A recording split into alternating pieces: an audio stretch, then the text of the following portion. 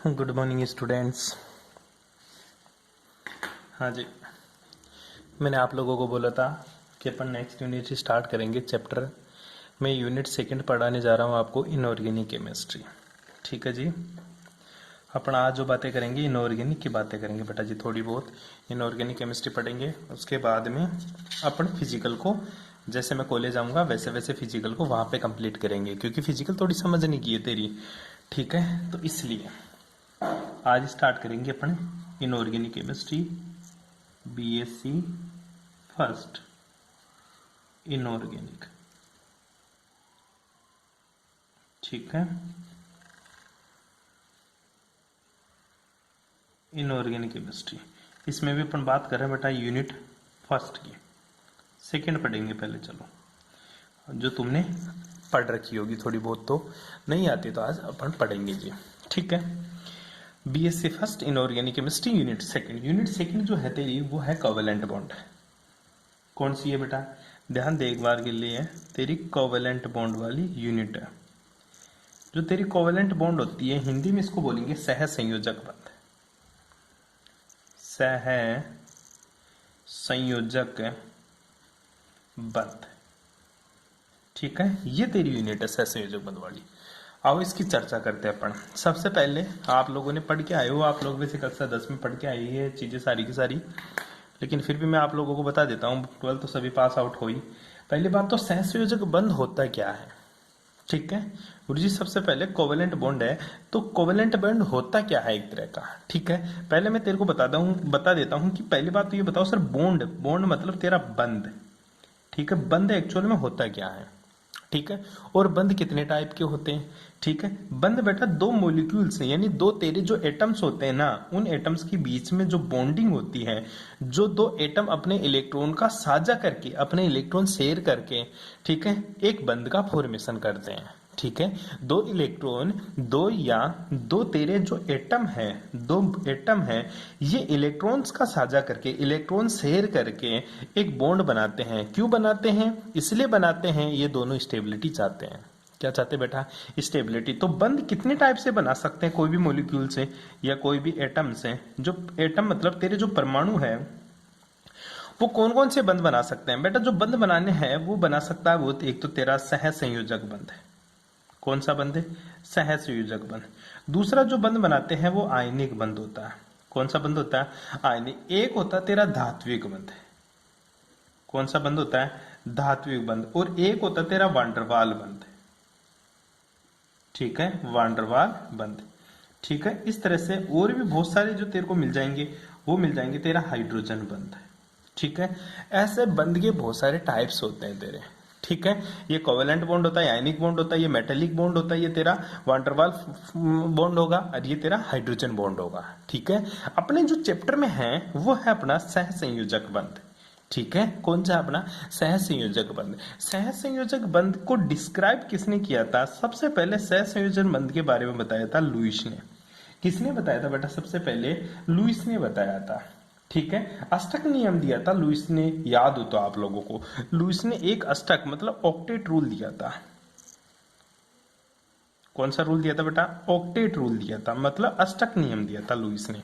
ठीक है, उसने बताया था कोई भी मॉलिक्यूल्स है ना, लुईस ने सबसे पहले क्या बताया था, लुईस ने बताया था कि कोई भी मॉलिक्यूल्स तभी बनता है, कोई भी मेरा मॉलिक्यूल्स या अणु तब बनेगा जब उसमें उपस्थित दोनों परमाणु अपना अपना इलेक्ट्रॉन साझा करके, अपना अपना इलेक्ट्रॉन शेयर करके वो अपना ऑक्टेट कंप्लीट कर ले।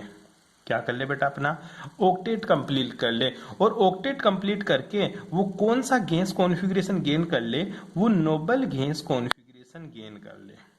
ठीक है, अब बात आती है नोबल गैस कॉन्फ़िगरेशन, मतलब बेटा वो अक्रिय गैस विन्यास प्राप्त कर ले।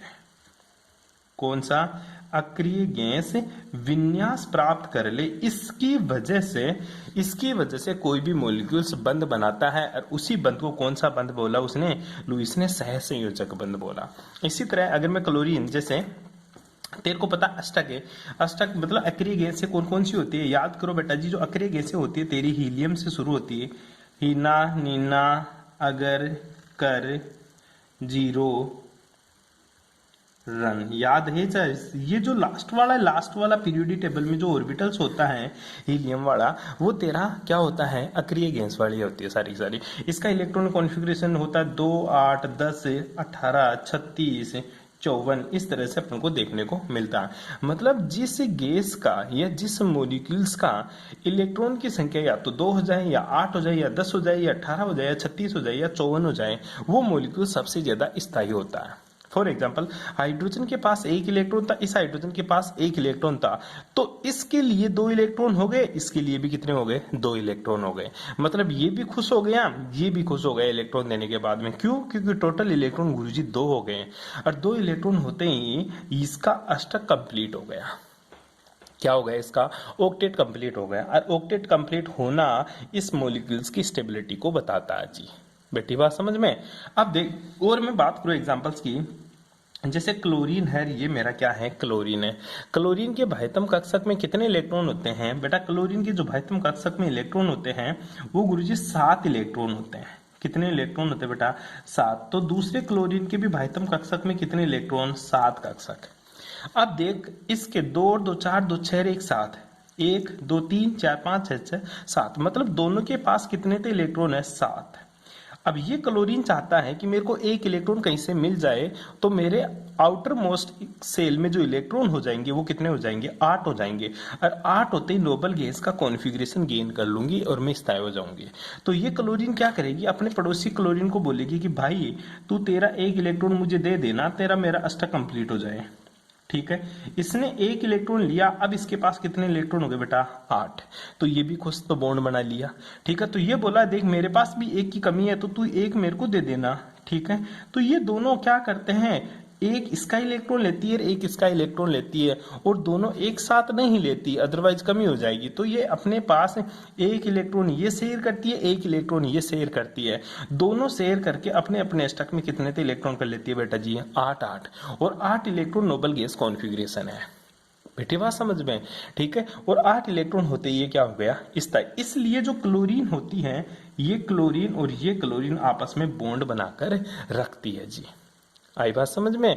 तुझे पता चल गया होगा कि क्लोरीन क्लोरीन के बीच में बॉन्ड क्यों बनता है, क्योंकि ये दोनों अपना अष्टक कंप्लीट करने के लिए, अपना ऑक्टेट कंप्लीट करने के लिए, अपनी नोबल गैस कॉन्फ़िगरेशन गेन करने के लिए ये एक दूसरे के साथ इलेक्ट्रॉन का शेयर करती है। और इलेक्ट्रॉन शेयर करने से ये भी खुश हो जाती है, तो ये भी खुश हो जाती है, दोनों के बीच में बॉन्ड बन जाता है।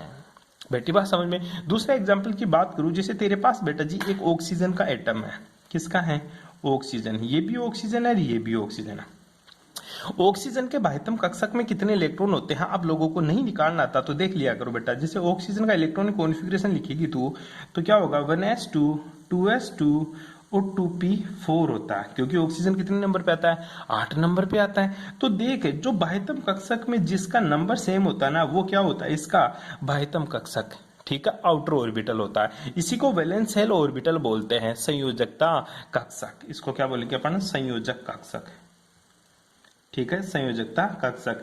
जो संयोजकता कक्षक होते हैं या वैलेंस ऑर्बिटल्स होते हैं, इन वैलेंस ऑर्बिटल में जो इलेक्ट्रॉन्स होते हैं वही क्या कहलाते हैं मेरे? वैलेंस शेल ऑर्बिटल, संयोजक कक्षक इलेक्ट्रॉन कहलाते हैं। अब ऑक्सीजन का है तो कितने हैं? 2 ये रे, ठीक है, 4 ये रे, तो 6 हो गए टोटल। तो 2 2 4 और 2 6। ठीक है, इसी तरह इस ऑक्सीजन के पास भी 2 2 4 2 6, 6 इलेक्ट्रॉन हो गए। अब देखिएगा, एक इंटरेस्टिंग खेल होता है यहाँ। अब इस ऑक्सीजन के पास 6 इलेक्ट्रॉन है, अगर 2 कहीं से मिल जाए ना इसको, तो ये क्या कर लेगा? 8 इलेक्ट्रॉन हो जाएगा। अब इसके पास भी 6 है, अब इसके पास भी कितने हैं बेटा? 6। अगर इस ऑक्सीजन को 2 इलेक्ट्रॉन कहीं से मिल जाए तो ये क्या करेगा? इससे 2 इलेक्ट्रॉन खींचेगा। ठीक है, इस ऑक्सीजन को बोलेगा तो 2 इलेक्ट्रॉन दे दे भाई मेरे पास, तो मेरे पास कितने इलेक्ट्रॉन हो जाएंगे? 8। और 8 इलेक्ट्रॉन होते ही नोबल गैस कॉन्फ़िगरेशन गेन कर लेगा, इसलिए ये तेरा 2 इलेक्ट्रॉन खींचता। इसी तरह ये ऑक्सीजन भी इसके साथ क्या खींचता है बेटा जी?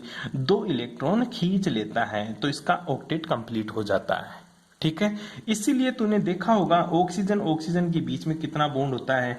डबल बॉन्ड होता है। क्यों डबल बॉन्ड होने का राज यही है गुरुजी, इसको 2 इलेक्ट्रॉन मिलते ही इसका ऑक्टेट कंप्लीट हो जाता है, इधर इसको 2 इलेक्ट्रॉन मिलते ही इसका ऑक्टेट कंप्लीट हो जाता है, इसलिए इसके पास में डबल बॉन्ड देखने को मिलता है।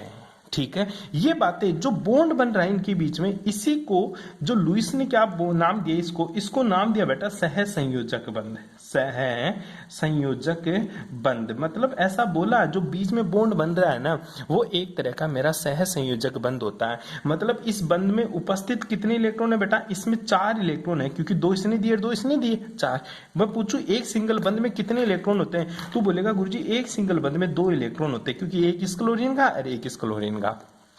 ठीक है, तो इस तरह से इन दोनों के बीच में इस क्लोरीन का इस बंध में जितनी भागीदारी है उतनी ही इस क्लोरीन की इस बंध में भागीदारी है। क्यों? क्योंकि एक इलेक्ट्रॉन इसने दिया, दूसरा इलेक्ट्रॉन इसने दिया, तो दोनों ने मिलकर बंध बनाया। और जिस बंध में दोनों की बराबरी की हिस्सेदारी हो, ठीक है, वही बंध कौन सा बंध कहलाता तेरा, कोवेलेंट बॉन्ड कहलाता है। कौन सा बॉन्ड कहलाएगा तेरा, कोवेलेंट बॉन्ड कहलाएगा। ये तेरी लुईस ने दी थी, जो तू कक्षा 11 में पढ़ चुका, ठीक है, और कक्षा 12 में पढ़ चुका। अपना जो चैप्टर है बेटा वो डिपेंड करता है, इसी को बोलते हैं इलेक्ट्रॉन पेयर कंसेप्ट, ठीक है, इलेक्ट्रॉन युग्म अवधारणा। ठीक है, जो इलेक्ट्रॉन युग्म अवधारणा की बातें करी अपन ने, अब तक जो भी बातें करी, ये जो भी चीजें पढ़ी अपन ने, ये किसमें पढ़ी अपन ने, इलेक्ट्रॉन युग्म अवधारणा। इलेक्ट्रॉन युग्म अवधारणा, ठीक है। पूछ ले इलेक्ट्रॉन युग्म अवधारणा किसने दी थी, लुईस ने दी थी। क्या बताई भाई, इलेक्ट्रॉन युग्म अवधारणा किसने दी बेटा, लुईस ने। और लुईस ने क्या बताया कि एक सहसंयोजक बंध वह बंध होता है जिसके निर्माण में 2 परमाणुओं के बीच एक इलेक्ट्रॉन युग्म का सहभाजन होता है। ठीक है, एक कोवेलेंट बॉन्ड वह बॉन्ड होता है जिस बॉन्ड में इलेक्ट्रॉन्स का कंट्रीब्यूशन दोनों एटम्स का बराबर होता है। किसने बताया था, लुईस ने बताया था। और लुईस ने इसका जिक्र ऐसा नहीं है, लुईस से पूछा गया कि भाई साहब दोनों बराबर का कंट्रीब्यूशन क्यों करते हैं, तो लुईस ने इसका आंसर दिया कि दोनों इलेक्ट्रॉन्स, दोनों एटम्स अपना बराबर का कंट्रीब्यूशन इसलिए करते हैं क्योंकि दोनों के द्वारा इलेक्ट्रॉन शेयर करने पर दोनों का अष्टक कंप्लीट हो जाता है, ऑक्टेट कंप्लीट हो जाता है, जिसकी वजह से दोनों अपना अपना इलेक्ट्रॉन शेयर करते हैं। जी बैठी बात समझ में, अरे बैठा कुछ समझ में। लेकिन कुछ एटम, बहुत सारी इसकी कमियां भी थी, वो कमियां अपन जिक्र नहीं करेंगे क्योंकि अपने सिलेबस में नहीं है। मैं तो तुझे बता दिया कि सबसे पहले सहसंयोजक बंध आया कहां से। ठीक है, इसकी बहुत सारी कमियां थी बेटा जी इस युग्म की, क्योंकि BF3 भी बनता है तेरा, ठीक है, लेकिन लुईस नहीं बता पाया कि BF3 कैसे बनता है। ठीक है, क्योंकि ऑक्टेट कंप्लीट नहीं होता। अच्छा समझ ले इसकी भी कमी, ये इसकी कमी कहां से आई। जैसे BF3 की बात करूं तो ये बोरोन होता है, ठीक है, बोरोन बोरोन बोरोन बोरोन के बाह्यतम कक्ष में कितने इलेक्ट्रॉन होते हैं बेटा, 3 होते हैं। कितने होते हैं, 3। जब बोरोन का इलेक्ट्रॉनिक कॉन्फ़िगरेशन पड़ता है तो वो होता है 1s2 2s2 2p1। तो बाह्यतम कक्षक में कितने इलेक्ट्रॉन, 3। अब 3 तो इलेक्ट्रॉन है, इसको 5 इलेक्ट्रॉन और मिल जाए ना तो इसमें टोटल इलेक्ट्रॉन 8 हो जाए और ये क्या हो जाए, स्थायी हो जाए। ये बात कौन बोलता है, ये बात लुईस बोलता है। लुईस बोलता है, अष्टक नियम दिया लुईस ने, ऑक्टेट रूल दिया। ठीक है, तो यहां देखा तो BF3 बनता है, दुनिया में बन भी रहा है, स्थायी भी है। और इसके साथ फ्लोरीन आया, आल ले ये फ्लोरीन, ठीक है, ये फ्लोरीन, इसने कितने इलेक्ट्रॉन हो गए। अब 3 फ्लोरीन से लेने के बाद में भी इसके पास 7 इलेक्ट्रॉन हुए, 6 इलेक्ट्रॉन हुए, अभी भी 2 इलेक्ट्रॉन की कमी है, पर फिर भी तेरा BF3 स्थायी है। BF3 ऑक्टेट रूल फॉलो नहीं कर रहा। क्यों, काउंट कर ले, चाहे बोरोन के बाह्यतम कक्ष में कितने इलेक्ट्रॉन हो गए, काउंट कर ले, 2 2 4 2 6, ठीक है, 6 इलेक्ट्रॉन हो गए, लेकिन फिर भी BF3 बन रहा है। और ऑक्टेट के लिए जरूरी कितने इलेक्ट्रॉन है, 8। ढंग से देख ले, ये बोरोन है, ये इलेक्ट्रॉन, ये इलेक्ट्रॉन और ये इलेक्ट्रॉन, ये फ्लोरीन है, फ्लोरीन का एक एक इलेक्ट्रॉन, ले ये ले। फ्लोरीन के बाह्यतम कक्ष में कितने इलेक्ट्रॉन होते बेटा, 7 इलेक्ट्रॉन होते। ठीक है, क्लोरीन के बाह्यतम कक्ष में कितने इलेक्ट्रॉन, 7। ठीक है, ये ले। अब देख, फ्लोरीन के बाह्यतम कक्ष में तो 7 इलेक्ट्रॉन, एक इलेक्ट्रॉन फ्लोरीन को कहीं से मिल जाए तो ये तो खुश हो गया बंदा, क्योंकि 8 इलेक्ट्रॉन हो गए। ठीक है, इसके पास भी 8 हो गए, फ्लोरीन तो चल खुश हो गया क्योंकि इसका तो ऑक्टेट कंप्लीट हो गया। लेकिन जब बोरोन की बात करता हूं ना, तो बोरोन के बाह्यतम कक्षक में काउंट करो बेटा जी कितने इलेक्ट्रॉन है टोटल। गुरुजी बोरोन के बाह्यतम कक्षक में 6 इलेक्ट्रॉन है। ठीक है, और ऑक्टेट रूल क्या बोलता है, 8 इलेक्ट्रॉन होगा तो उनके बीच में बंध बनेगा, अदरवाइज नहीं बनेगा। फिर भी इनके बीच में बंध बनता है, ये कंपाउंड स्थायी है। यही कमी थी किसकी, तेरी लुईस की, जो अपने सिलेबस में नहीं है। क्या कमी थी क्या नहीं थी, ये चीजें मैंने तेरे को सिर्फ इसलिए बताई है ताकि तेरा बेसिक थोड़ा सा पता चल जाए कोवेलेंट बॉन्ड होता क्या। ठीक है। अब देख बेटा, दूसरा जो बॉन्ड आता है ना तेरा, आयनिक बंध होता है। कौन सा बंध होता है? आयनिक बंध। ठीक है, मैं तेरे को बता रहा हूं कि आयनिक बंध मतलब आयनिक बॉन्ड होता क्या है। देख, इसमें ध्यान देना, जो आयनिक बॉन्ड होता है ना, इस आयनिक बॉन्ड की एक प्रॉपर्टीज होती है बेटा, इसमें एक इलेक्ट्रॉन तो पूरा खींचता है। ठीक है, जैसे मैं बात करूं NF3 की या NH की या HF की। ठीक है, इसमें क्या होता है कि एक की तो विद्युत ऋणता ज्यादा होती है और एक की विद्युत ऋणता क्या होती है बेटा? कम होती है। और जिसकी विद्युत ऋणता ज्यादा होती है वो दूसरे अपना इलेक्ट्रॉन तो रखेगा ही रखेगा, अकॉर्डिंग टू ऑक्टेट रूल। ये क्या करता है, ये इस हाइड्रोजन का जो बॉन्ड का इलेक्ट्रॉन होता है ना, इसको भी अपनी तरफ दबा के रखता है। क्या करता है, ये अपनी तरफ खींच के रखता है। क्यों? क्योंकि इसकी इलेक्ट्रोनेगेटिविटी ज्यादा है। क्लोरीन की इलेक्ट्रोनेगेटिविटी ज्यादा है हाइड्रोजन की तुलना में, तो क्लोरीन क्या करता है, हाइड्रोजन के इलेक्ट्रॉन को भी अपनी ओर खींचता है। जब इस बॉन्ड को ब्रेक किया जाता है ना, तो ये तो H+ की फॉर्म में और ये किसकी फॉर्म में? Cl- की फॉर्म में टूटता है। मतलब क्या बन जाते हैं गुरुजी? आयन बन जाते हैं। क्या बन जाते हैं? आयन बन जाते हैं। इसीलिए इस बंध का नाम क्या पड़ा? आयनिक बंध। आयनिक बंध के अंदर एक एटम की विद्युत ऋणता दूसरे एटम की विद्युत ऋणता से ज्यादा होती है, जिसकी वजह से ये इलेक्ट्रॉन को अपनी ओर खींच कर रखता है। ठीक है, जिसकी विद्युत ऋणता ज्यादा होगी वो इलेक्ट्रॉन्स को अपनी ओर खींचकर रखता है। इसलिए उसके बीच में कौन सा बंध बनता है तेरा? आयनिक। अपने सिलेबस में नहीं है, अपन को मतलब नहीं है, बस तेरे को नॉलेज के लिए बताइए ये सारी चीजें। ठीक है, अपना सिलेबस कहाँ से शुरू होता है? अब चलते हैं अपने सिलेबस के पास में कि गुरुजी अपने टॉपिक जो मेरे एग्जाम में आएगा वो कहाँ से क्या शुरू होता है, वो बातें करते हैं। जाओ, ठीक है। अब देखिएगा, अपन बात करते हैं। अपने हैं सबसे पहले संयोजकता बंध सिद्धांत। कौन सा है? हेडिंग लगा ले अब कॉपी के अंदर, अब लिखना शुरू कर दे तू। संयोजकता बंध सिद्धांत। संयोजकता बंध सिद्धांत क्या होता है तेरा? संयोजकता बंध सिद्धांत। ठीक है, इंग्लिश में बोलेंगे इसको वैलेंस बॉन्ड थ्योरी, VBT। क्या बोलेंगे इसको? Valence bond theory, VBT। पहली बात तो गुरुजी जो संयोजकता बंध सिद्धांत है, ठीक है, ये क्या है एक्चुअल में? देख बेटा, मैंने तेरे को अभी बताया, जो लुईस फेल हो गया था, लुईस का ऑक्टेट रूल फेल हो गया था। फिर जो लुईस का जो ऑक्टेट रूल फेल हुआ ना, लुईस का जो ऑक्टेट रूल, लुईस का अष्टक नियम, ये क्या हो गया था गुरुजी? ये फेल हो गया था। क्या हो गया था? फेल हो गया था। फिर इसी लुईस के ऑक्टेट रूल को, लुईस क्या बोलता था? 8 इलेक्ट्रॉन होना जरूरी है वाइटम कक्षक में, तो उसके बीच में सहसंयोजक बंध बनेगा, अदरवाइज नहीं बनेगा। फिर BF3 का एग्जाम्पल दिया अन्य साइंटिस्टों ने, तो उसके नियम को तोड़ दिया। फिर आया एक नया साइंटिस्ट था बेटा, उसका नाम था श्रोडिंगर। कौन था बेटा? उसके बाद में एक नया साइंटिस्ट था जिसका नाम था बेटा जी श्रोडिंगर। क्या नाम था? श्रोडिंगर। ये श्रोडिंगर था ना, ये फिजिक्स का था, मूलतः ही किसका था? फिजिक्स का। उस टाइम पे क्या चल रहे थे बेटा? क्वांटम थ्योरी चल रही थी एक। ठीक है, मतलब जो तरंग होता है ना, तरंग अपनी वेव फंक्शन, ठीक है, वेव होती है, लाइट की जो तरंग होती है उसके ऊपर ये रिसर्च कर रहा था। और उसने ही इस लुईस के अष्टक के नियम को अपना एक नया रूप दे दिया और इस इलेक्ट्रॉन युग्म सिद्धांत जो इसका था, octet rule complete, octet rule वाला इलेक्ट्रॉन युग्म सिद्धांत, इलेक्ट्रॉन पेयर कंसेप्ट है। सो लुईस का कौन सा था बेटा? अष्टक। अष्टक मतलब इलेक्ट्रॉन ऑक्टेट कंप्लीट वाला। ठीक है, उसी को इसने एक नया रूप दे दिया और उसकी व्याख्या करी किसमें? क्वांटम में। किसमें व्याख्या करी इसकी? क्वांटम मैकेनिक्स में। इसी नियम को बताया इसने, और किसके रूप में बताया? इसने बताया बेटा वेव फंक्शन के रूप में। किसके रूप में बताया? वेव फंक्शन के रूप में। किसने? श्रोडिंगर ने। किसने बताया? श्रोडिंगर ने। यह है अपनी फिजिकल केमिस्ट्री। कौन सी केमिस्ट्री? फिजिकल केमिस्ट्री के अंदर। लेकिन अपन पढ़ क्या रहे हैं बेटा? अपन पढ़ रहे हैं संयोजकता बंध सिद्धांत, जो किसमें पढ़ रहे हैं अपन? इनऑर्गेनिक के अंदर। किसमें पढ़ रहे बेटा जी? इनऑर्गेनिक के अंदर। अब ध्यान से सुनाई जी। लुईस का अष्टक नियम श्रोडिंगर ने क्वांटम मैकेनिक्स की सहायता से वेव फंक्शन दे दिया और फिजिकल केमिस्ट्री में इसको प्रूव कर दिया। अब जो फिजिकल केमिस्ट्री में जो MVBT है तेरी, उसी को इनऑर्गेनिक के अंदर लाने का काम किसने किया बेटा? हाइटलर और लंदन ने।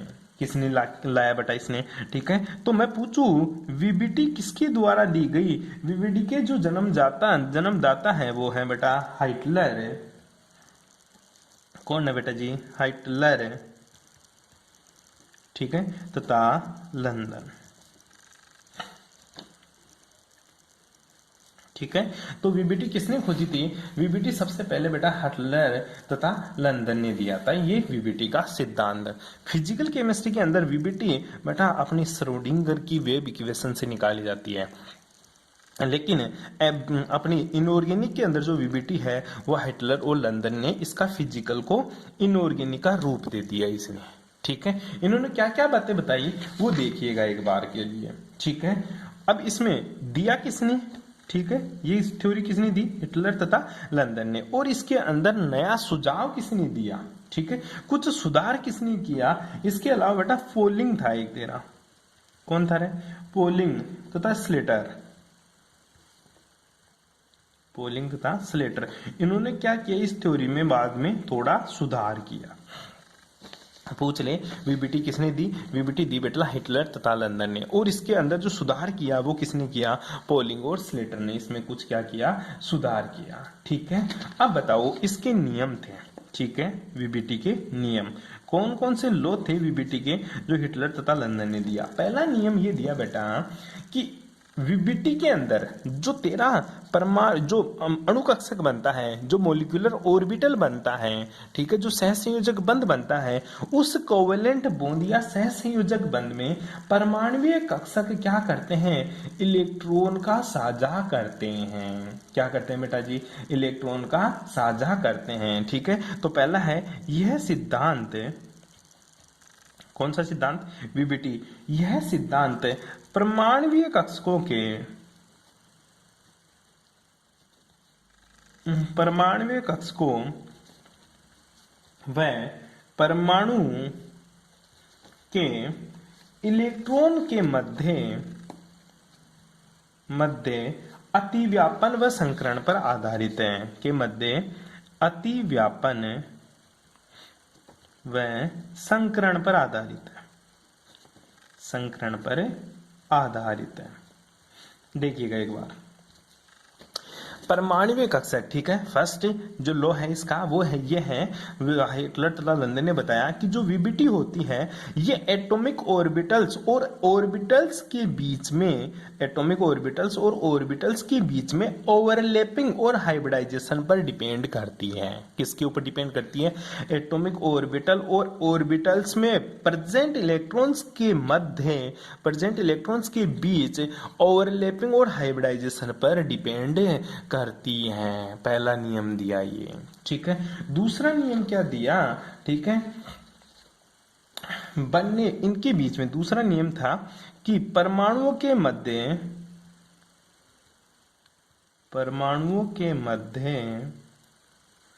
एक स्थायी बंध बनता है, बंध का निर्माण होता है, ठीक है, परमाणु के मध्य एक स्थायी बंध का निर्माण होता है जो निम्न शर्तों को, ठीक है, जो निम्न शर्तों को फॉलो करता है, ठीक है, यह निम्न शर्तों का अनुसरण करता है, ठीक है। कौन कौन सी बोल रहे हैं कि दो परमाणु के मध्य जो बंध बनेगा, दो एटॉमिक ऑर्बिटल्स और एटम्स के बीच में जो इलेक्ट्रॉन्स हैं वो इलेक्ट्रॉन एक दूसरे के साथ ओवरलैपिंग और हाइब्रिडाइजेशन के फलस्वरूप बॉन्ड का फॉर्मेशन करेंगे, ठीक है। और जो एटॉमिक ऑर्बिटल्स के बीच में जो बॉन्ड बनेगा वो एक स्टेबल बॉन्ड होगा और वो निम्न शर्तों को या निम्न कंडीशन जो भी इसकी कंडीशन है उनको फॉलो करेगा। और वो कंडीशंस क्या क्या है देखिएगा एक बार के लिए, मैं आपको थ्योरी है थोड़ा सा डायरेक्ट कॉपी से बताने के लिए आपको बताता हूं एक बार के लिए। हिंदी मीडियम के बच्चे देखो, इंग्लिश मीडियम में मैं बोलता रहूंगा, ठीक है बेटा जी। देखो एक बार के लिए क्या है, परमाणुीय कक्षक एक दूसरे की तरफ ऐसी दिशा में आगे बढ़ते हैं कि उनके मध्य अतिव्यापन अधिकतम हो सके। परमाणुीय कक्षक एक दूसरे की तरफ ऐसी दिशा में आगे बढ़ते हैं कि उनके मध्य अतिव्यापन क्या हो, अधिकतम हो सके। ऐसा नहीं है कि एक एटॉमिक ऑर्बिटल जा रहा है लेफ्ट साइड, दूसरा जा रहा है राइट साइड, तो इनके बीच में बेटा कोई ओवरलैपिंग नहीं होगी। ओवरलैपिंग क्या होती है, अतिव्यापन क्या होता है, मैं आगे समझाऊंगा, तो यहाँ पे आप सिर्फ थ्योरी पे थोड़ा कंसंट्रेट करें। तीसरा, अतिव्यापन की मात्रा जितनी अधिक होगी परमाणुओं के मध्य बनने वाला बंध उतना ही प्रबल होगा। ठीक है, ओवरलैपिंग, ठीक है, greater than the overlapping then the bond formation is maximum and bond stability is maximum. ठीक है, overlapping is directly proportional to stability of bond. ठीक है, अतिव्यापन की मात्रा ज्यादा होगी तो बंध की मजबूती भी ज्यादा होगी। आगे देखिए, बंध बनाने में इलेक्ट्रॉन युग्म में कक्षक समान ऊर्जा के होने चाहिए। ठीक है, बॉन्ड ऑर्बिटल, ठीक है, formation of bond orbital have same energy to each other. ठीक है, एक दूसरे एटॉमिक ऑर्बिटल्स की जो एनर्जी है वो इक्वल होनी चाहिए। ठीक है, नेक्स्ट, बंध में भाग लेने वाले दोनों इलेक्ट्रॉन अयुग्मित होने चाहिए। ठीक है, to participate in a bond both of electron are unpaired. दोनों इलेक्ट्रॉन्स क्या होने चाहिए, अयुग्मित होने चाहिए। आगे, जहां तक संभव हो बंध में भाग लेने वाला कक्षक क्या होना चाहिए, संकृत होना चाहिए। As a possible the formation of bond all orbitals are hybrid orbital. ठीक है, जो बंध में पार्टिसिपेट करेगा वो बॉन्ड कैसा होना चाहिए, वो गुरुजी मेरा होना कैसा चाहिए, हाइब्रिड ऑर्बिटल होना चाहिए। नेक्स्ट देखिएगा, सहसंयोजक बंध को समझाने के लिए हम हाइड्रोजन अणु का बनना समझते हैं, वो बताऊंगा आपको नेक्स्ट क्लास में। सिर्फ आज आपको वीबीटी की बात बताई है मैंने। क्या क्या बातें बताई, एक बार दोबारा से रिपीट कर देता हूं। पहली कंडीशन यही होती है कि जो ओवरलैपिंग होगी वो किस किस के बीच में होगी, एटम ऑर्बिटल्स या फिर इलेक्ट्रॉन्स के बीच में ओवरलैपिंग होगी। और किसके ऊपर डिपेंड करता है, ये हाइब्रिडाइजेशन के ऊपर डिपेंड करता है। ठीक है, जितनी ज्यादा ओवरलैपिंग होगी उतना ही बॉन्ड मेरा क्या बनेगा बेटा, स्ट्रॉन्ग बनेगा। क्या बनेगा, स्ट्रॉन्ग बॉन्ड का फॉर्मेशन होगा। ठीक है, और ओवरलैपिंग हमेशा डायरेक्शनल होनी चाहिए। डायरेक्शनल का मतलब होता है एक ही दिशा के अंदर ओवरलैपिंग होनी चाहिए, अपोजिट डायरेक्शन में ओवरलैपिंग नहीं होनी चाहिए। ठीक है, ओवरलैपिंग बढ़ेगी तो बॉन्ड की स्टेबिलिटी या बॉन्ड की जो स्ट्रेंथ होती है वो भी क्या हो जाती है, तेरी बढ़ जाती है। ठीक है बेटा, और ओवरलैपिंग अगर हाइब्रिड ऑर्बिटल्स के बीच में होगी तो गुरुजी बनने वाले बॉन्ड की जो स्ट्रेंथ है वो भी ज्यादा होगी। ये बातें कौन बताती है, तेरी वीबीटी बताती है। ठीक है, इंग्लिश मीडियम वाले बच्चे इंग्लिश की बुक से कॉपी करने की कोशिश करें, नहीं समझ में आए तो मेरे से पूछें, बाकी की बातें करेंगे नेक्स्ट क्लास में।